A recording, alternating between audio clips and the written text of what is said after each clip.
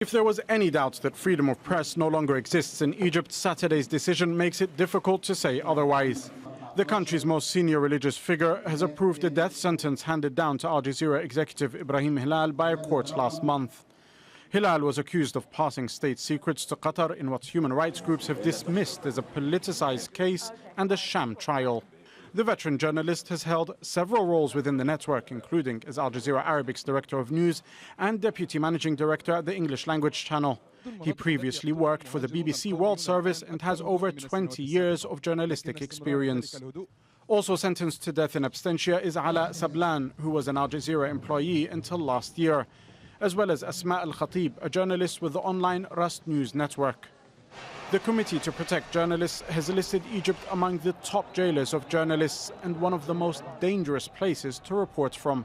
That's another terrible message received about the state of journalism and free press in Egypt. In this case, there was little, if any, evidence actually connecting these journalists to the alleged crime. It appears to be completely politically motivated, and it's just the latest in a series of incidents punishing journalists and dissenters for speaking against the government. Since Al Jazeera began reporting on the anti-government protests that erupted in January 2011, the network has found itself being consistently and deliberately targeted by the Egyptian authorities. Its offices were forced to close and several of its journalists were briefly detained that year. In early 2013, one of its studios overlooking Tahrir Square was firebombed as police officers looked on. Then, in July of the same year, just hours after the military removed the country's first democratically elected president in a coup, soldiers stormed Al Jazeera Arabic's offices in Cairo during a live broadcast, forcing the channel to go off air.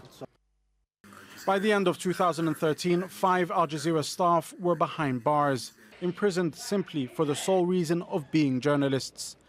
Although an unprecedented international campaign managed to secure their freedom, there are more than 70 other journalists still in prison.